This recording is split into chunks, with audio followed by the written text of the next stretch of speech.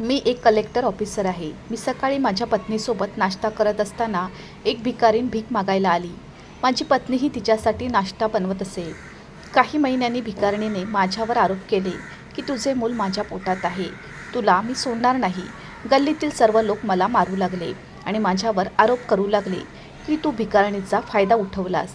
माझे मन अस्वस्थ झाले आणि माझ्या पत्नीने घटस्फोट मागितला. मी DNA चाचणी केली तेव्हा कळले की ते मूल माझे आहे. डॉक्टरांशी बोलल्यावर पायाखालची जमीनच निघून गेली, कारण माझ्या बायकोने भिकारणीला नाश्ता करताना माझ्या डावीकडे माझी पत्नी होती. माझे नाव समीर आहे. मी मध्यमवर्गीय कुटुंबातील होतो. माझी सरकारी नोकरी होती. मी चांगल्या नोकरीत होतो आणि उदरनिर्वाह चांगला चालला होता. माझ्या पत्नीची गरिबांना अन्नदान करणे, पैसे देणे आणि त्यांचे आशीर्वाद घेणे यावर खूप विश्वास होता. जेव्हा जेव्हा कोणीही भिकारी आमच्या दारात यायचा तेव्हा माझ्या पत्नीने त्याला रिकाम्या हाताने परत पाठवले नाही. माझ्या बायकोची ही सवय मला खूप आवडली. हे काम करण्यासाठी मी तिला कधीच नाकारले नाही. पण माझ्या पत्नीची हीच परिस्थिती होती की भिकाऱ्यांनी काहीही मागितल्यावर ती त्यांना घरातले सर्व उचलून द्यायची. एकदा एक भिकारीण आमच्या घराच्या दारात येऊ लागली. तिने आवाज देताच माझी पत्नी सगळी कामं सोडून ताटात ताजं अन्न घेऊन बाहेर आली. ते अन्न भिकारणीला द्यायला लागली. ती अन्न घेऊन म्हणायची, देव तुझा पदर मुलांनी भरो. माझ्या पत्नीला हे ऐकून खूप आनंद होत असे की तिच्या प्रार्थनेने तिला मूल होऊ शकतं. जेव्हा मी हे ऐकायचो तेव्हा मला खूप हसायला यायचं, कारण मला माहीत होतं की मला मूल होऊ शकत नाही, कारण मी वांज होतो. हे गुपित मला लग्नाच्या पहिल्याच वर्षी कळले की मी वांज आहे. पण हे मी माझ्या पत्नीपासून लपवून ठेवले, कारण माझ्या आतल्या अहंकारी माणसाला ते आवडत नव्हते. माझ्या पत्नीला माझ्या आधी या दोषाबद्दल माहिती मिळावी. आणि 80% पुरुषांची ही समस्या आहे की त्यांना स्त्रीकडून हा दोष ऐकणे कधीही आवडत नाही. माझ्या पत्नीच्या सर्व चाचण्या झाल्या आणि ती पूर्णपणे नॉर्मल होती. यामध्ये कोणतीही चूक नव्हती. पण जेव्हा मला माझी चूक कळली तेव्हा मी माझ्या मनातून मूल होण्याची इच्छा काढून टाकली. पण मी माझी पत्नी ऋतुजाचे काय करणार? तिला मुलं होण्याची खूप इच्छा होती आणि लहान मुलांना रस्त्यावर खेळताना पाहिल्यावर ती त्यांना धरून प्रेम करत असे. त्यांना जवळ घ्यायची. भाऊ बहिणीची मुलं पाहिली की ती रडायला लागायची. ती म्हणायची की जर देवाने मला मुलगी दिली तर मी तिच्यावर मुलांपेक्षा जास्त प्रेम करेन. मुलांबद्दल तिच्या डोळ्यातलं दुःख पाहून मला खूप वाईट वाटलं. पण आता मी काय करू शकतो? एकदा मी माझ्या घरी आलो तेव्हा ती गरीब भिकारीण मुलगी माझ्या घरी आली होती. माझी पत्नी तिच्यासाठी ताजी भाकरी करत होती. हे बघून मला खूप राग आला. माझी बायको कशी होती हेही मला माहीत नाही. घरात बसून कुठल्या तरी बाईवर विश्वास ठेवायला शहाणपणा कुणी सांगितला होता तिला? घाणेरडे जुने कपडे, उघडे पाय आणि विस्कटलेले केस असलेली ती भिकारीण मुलगी एका खुर्चीवर बसली होती. तिने खाणे बंद केले आणि डोळे वर करून मला बघायला सुरुवात केली. मी देखील तिच्याकडे तिरस्काराने बघितले आणि सरळ माझ्या खोलीत गेलो आणि माझी टाय काढली आणि बेडवर झोपलो. ही माझी बायको पण अजब होती. त्या भिकारणीला घरात बोलवण्याची काय गरज होती? TV वरील बातम्या तर बघत असते की या जगात काय घडत आहे काय नाही. मी स्वतःला पेटवत वॉशरूममध्ये गेलो. मी हात धुवून बाहेर आलो तेव्हा ती भिकारीण गेली होती. ऋतुजाने मला जेवायला सांगितले. मी म्हणालो, भिकारीण मुलीला घरी का बोलावतेस? ती कोण आहे तुझी? एक दिवस पश्चाताप करण्याची वेळ येईल. ती म्हणाली की ती तशी नाही. ती खूप चांगली आणि धार्मिक मुलगी आहे. ती दबावाखाली भीक मागत आहे. मी तुम्हाला सांगितले, प्रत्येकजण लाचार आणि महान व्यक्ती आहे. मी म्हणालो की मी तिचं इकडे येणं बंद करतो. ऋतुजाने मला कधीच गांभीर्याने घेतले नाही. ती हसत होती. ती म्हणाली की माझ्याकडे असा कोणता खजिना आहे जो कोणी हिसकावून घेईल? मुलगी येऊन तिचे नशीब खात असते, बाकी काही नाही. मी म्हणालो, तुझे तत्त्वज्ञान तुझ्याकडेच ठेव आणि भविष्यात त्या गरीब मुलीला मी घरात पाहू नये. तेव्हा ती भिकारीण माझ्या दारात बसून रागावून माझ्याकडे पाहू लागली. मी तिच्याकडे दुर्लक्ष करून माझ्या घरात गेलो. त्या दिवसानंतर ती माझ्या घरात आली नाही. एके रात्री आम्ही झोपलो होतो तेव्हा रात्री 3 वाजता आम्हाला बाहेरून आवाज ऐकू येऊ लागला. खूप मोठा आवाज येत होता. त्यामुळे माझे आणि माझ्या पत्नीचे डोळे उघडले. आमच्या गल्लीत पुरुष आवाज करत होते, मारा तिला मारा, ही एक दुष्ट स्त्री आहे. आम्ही दोघं नवरा बायको जागे झालो. लोक भिकारणीला दगड मारत होते. थोडा वेळ मलाही तिच्या चेहऱ्यावरून वाहणाऱ्या रक्ताची सहानुभूती वाटू लागली. काय झाले माहीत नाही, जे लोक तिच्यावर दगडफेक करत होते. ऋतुजा मला म्हणाली, ही कसली क्रूरता आहे. सर्वजण मिळून महिलेवर दगडफेक करत आहेत. रोहित, जा आणि तिला वाचव. मी तिथे गेलो. हा क्षणिक योगायोग होता आणि लोक या मुलीपासून दूर जाऊ लागले. मी म्हणालो, तुम्हाला लाज वाटत नाही का? तुम्ही पुरुष असून अत्याचारित मुलीवर दगडफेक करत आहात. यातील एक महिला म्हणाली, तुम्ही तिच्यावर दया करू नका. तिचे लग्न झालेले नाही, पण आज ती रस्त्यावर बेशुद्ध पडली होती. मी आणि माझा मुलगा तिला डॉक्टरांकडे घेऊन गेलो आणि कळले की ती गर्भवती आहे. ती स्वतःला सभ्य समजते. मी म्हणालो, किती पुण्यवान आहे की दृष्ट हा तिचा वैयक्तिक व्यवसाय आहे. ती लगेच उभी राहिली आणि माझ्याजवळ आली आणि सर्वांसमोर माझी मान धरली आणि म्हणाली की हा तोच माणूस आहे ज्याने माझ्याशी व्याभिचार केला आहे आणि आता निघून जात आहे. मी त्याच्या मुलाची आई होणार आहे. ही कथा ऐकून मला आश्चर्य वाटले. मी तिला वाचवत होतो. मी तिला पाठिंबा देत होतो आणि ती माझ्यावर आरोप करत होती. मी आश्चर्याने पाहिलं. सगळे माझ्याकडे संशयास्पद नजरेने बघत होते. मी या मुलीला म्हणालो, तू काय बोलत आहेस? मी तुला वाचवण्याचा प्रयत्न करत आहे आणि तू मला दोष देत आहेस. ती म्हणाली, तू मला वाचवत आहेस कारण तू माझ्याशी काय केलेस हे तुला माहीत आहे. ती लोकांना म्हणू लागली की मला दगड मारून टाका, कारण मी गरीब आहे आणि लोकांचे उष्ट खाते. म्हणूनच मला आदर नाही. माझ्या म्हणण्यावर कोणी विश्वास ठेवणार नाही आणि ही एक आदरणीय व्यक्ती आहे. त्यामुळे सर्वांना सत्य कळेल. ती खोटं बोलत आहे हे मला माहीत होतं. मी तिच्याकडे कधी पाहिलंही नाही आणि शिवाय मी एक आदरणीय व्यक्ती होतो आणि मला माझ्या आयुष्यापेक्षा माझा सन्मान जास्त महत्त्वाचा वाटत होता. जे या मुलीने 2 कवडीचे करून ठेवले होते. त्यापैकी एक माणूस म्हणाला, जर ती खोटं बोलत होती तर तुम्ही तिला का वाचवत आहात? साहजिकच तुम्ही तिच्याशी संबंधित आहात. तुम्ही सहानुभूती दाखवायला आलात. मला माहीत आहे की मला मदत करण्यासाठी मानवतेच्या भावनेने प्रेरित केले आहे. हे मला खूप महागात पडेल. मी म्हणालो, माझ्या बाजूने या मुलीने नरकात जावे. तुम्ही तिला दगड मारा नाहीतर मारून टाका. मी पुन्हा कधीही कोणाच्या भानगडीत पडणार नाही. माझे म्हणणे ऐकून एक मोठा माणूस माझ्या समोर आला.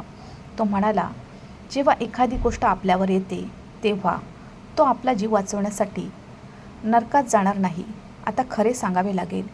जर ही मुलगी खरी असेल तर तुम्हाला तिचा आदर करावा लागेल. तिला घरी ठेवावे लागेल. तुला तिच्याशी लग्न करावे लागेल. या व्यक्तीचे बोलणे ऐकून मी या मुलीकडे तिरस्काराने पाहिले. मी म्हणालो की ती खोटं बोलत आहे आणि नाटक करते आहे. पण ती रडू लागली. ती म्हणाली, तू खूप धूर्त आहेस. तू इतरांसमोर उदार आणि आदरणीय असल्याचे भासवतोस. मला तुझा खरा स्वभाव माहीत आहे. ती मुलगी खोटे बोलत होती. मी म्हणालो, तुम्ही लोक तिच्या बोलण्यावर विश्वास ठेवता. या गरीब मुलीचा पोशाख बघा, जो 2 तास घरात कोणीही सहन करू शकत नाही. मी इतका नीच आणि तुच्छ आहे का की माझी इच्छा पूर्ण करण्यासाठी मी तिच्याकडे येईन? देवाने मला एक चांगली आणि सद्गुणी पत्नी दिली आहे. तिची स्थिती चांगली आणि आदरणीय आहे. ही मुलगी कुठून काळवंडली आहे आणि ती चांगली व्यक्ती आहे असा माझ्यावर आरोप करत आहे. मला माहीत नाही. असे करून मी तिचे पाप माझ्या आदराच्या पांघरुणाखाली लपवून ठेवावे. माझे म्हणणे ऐकून अनेक पुरुष माझ्याशी सहमत होऊ लागले. ते म्हणाले की आमच्या शेजारी त्याच्या वयाच्या कितीतरी तरुण मुली राहतात, पण आजपर्यंत त्याने कोणत्याही मुलीकडे वाईट मनाने डोळे वर करून पाहिले नाही. तो अशा घाणेरड्या भिकारणीच्या मागे का जाईल? या लोकांचे म्हणणे ऐकून मला थोडे हायसे वाटले की कृतज्ञतापूर्वक कोणीतरी माझ्या बोलण्यावर विश्वास ठेवला. पण ती भिकारीण बोलली, मी आधीच सांगितले आहे की त्याने खोटा जगा घातला आहे. माझ्यावर विश्वास ठेवा. मी गरीब आहे म्हणून माझ्या बोलण्यावर कोणी विश्वास ठेवणार नाही. मला दगड मारले जाणे चांगले होईल. याचा बदला मी देवाकडे जाऊन घेईन. त्यापैकी एकाने सांगितले की आजकाल बरीच प्रगती झाली आहे. DNA अहवालात कोण खरे आणि कोण खोटे हे सिद्ध होईल. मी म्हणालो की मला काळजी नाही. मला माहीत आहे की मी असे कोणतेही पाप केले नाही आणि तरीही मी मुले होण्यास योग्य नव्हतो. मग ती एका वांस माणसापासून गर्भवती कशी होऊ शकते? मी सत्यवादी होतो. त्यामुळे माझ्या बायकोने मला चघळण्याची भीती नव्हती. मी माझ्या घरी आलो. सकाळी आजूबाजूच्या 4 लोकांच्या उपस्थितीत मला या भिकारणीबरोबर रुग्णालयात तपासण्यासाठी जावे लागले. संपूर्ण रात्र माझ्या आणि ऋतुजाच्या डोळ्यात गेली. ती पुन्हा रडायला लागली आणि म्हणाली, रोहित मला घटस्फोट द्या. मी सवतीला सहन करू शकत नाही. मी काहीच बोललो नाही. ती फक्त रडत होती. मला ऋतुजाचा राग यायला लागला. मी म्हणालो, ठीक आहे, माझ्यावर विश्वास ठेवू नकोस, पण माझा रिपोर्ट पाहिल्यानंतर तुझा माझ्यावर विश्वास बसेल की मी बरोबर आहे. सकाळी मी या 4 माननीय लोकांसोबत दवाखान्यात गेलो. ती भिकारीणही आमच्यासोबत होती. चाचणी झाल्यानंतर 2 दिवसांनी येणारा रिपोर्ट पाहत होतो. 2 दिवस ऋतुजा माझ्याशी बोलली नाही. रडल्यामुळे तिचे डोळे सुजले होते. तिला पाहून मला वाईट वाटले. तिचं माझ्यावर किती प्रेम होतं हे मला माहीत होतं. एक स्त्री देखील नैसर्गिकरित्या संशयास्पद आहे, परंतु जेव्हा तिला सत्य कळेल तेव्हा ती माझ्यावर विश्वास ठेवेल. माझा रिपोर्ट 2 दिवसांनी आला. या चौघांनी पहिला अहवाल पाहिला. मग त्यांनी एक नजर माझ्यावर आणि दुसरी भिकारणीवर टाकली. रोहित साहेब, ही बाई खरी आहे. तिच्या पोटातलं मूल तुमचं आहे. मला माझ्या कानावर विश्वासच बसत नव्हता. मी म्हणालो, हे सगळं खोटं आहे, हे शक्य नाही. मी या मुलीला याआधी कधीही पाहिले नाही. तेव्हा मी त्याला म्हणालो, हा अहवाल चुकीचा असू शकतो, पण मी खरंच सांगतोय की या मुलीसोबत मी कोणतेही पाप केलेले नाही. पण ज्यांना माझे सत्य ऐकायचे होते ते म्हणाले की तुम्ही संपूर्ण विज्ञान आणि प्रयोगशाळा चुकीचे म्हणत आहात आणि स्वतःला सत्य सांगत आहात. ही प्रयोगशाळा चुकीची असू शकत नाही, असे ते म्हणाले आणि आजपर्यंत त्यांचा एकही अहवाल चुकला नाही. आता तुम्हाला कोणताच मार्ग नाही, म्हणून तुला या भिकारणीशी लग्न करावे लागेल. मी म्हणालो, मी मरेन पण तिच्याशी लग्न करणार नाही. हे सगळं खोटं आहे. तुम्ही लोक मला नक्कीच तुरुंगात पाठवाल आणि शिक्षा कराल. माझे ऐकून ऋतुजा म्हणू लागली, काय करत आहात? तू तुरुंगात गेल्यास मी काय करू? मी माझे आयुष्य कोणासोबत घालवणार रोहित? त्या मुलीशी लग्न कर. मी म्हणालो, नाही, मी तिच्याशी लग्न करणार नाही, तेही एका गरीब बाईशी. आणि हा अहवाल खोटा आहे. मी सिद्ध करू शकतो की मी वांज माणूस आहे. जर माझ्यात एवढी क्षमता असती तर मी स्वीकार केला असता. मला मुले होऊ शकत नाही. मी माझ्या खोलीत गेलो आणि माझा रिपोर्ट घेऊन त्यांच्या समोर ठेवला. सर्वांना सांगितले की मी वांज आहे. मी मुले होण्यास असमर्थ असल्याचा अहवाल पाहिल्यानंतर त्यांना थोडा संकोच वाटू लागला. तेव्हा ते म्हणाले की तुमचा हा रिपोर्ट एक जुना आहे, 4 वर्ष जुना रिपोर्ट आहे. माझा अहवाल पुन्हा तयार करण्यात आला आहे, पण प्रत्येक वेळी अचानक मी खोटा का सिद्ध होऊ लागलो? माझ्या नवीन अहवालानुसार मी एक सामान्य माणूस होतो आणि माझ्याकडे मुले होण्याची क्षमता होती. मी सर्वांसमोर खोटे पडत होतो आणि मला माहीत होते की मी खरा आहे. मी या मुलीला लपवूनही ठेवले नाही.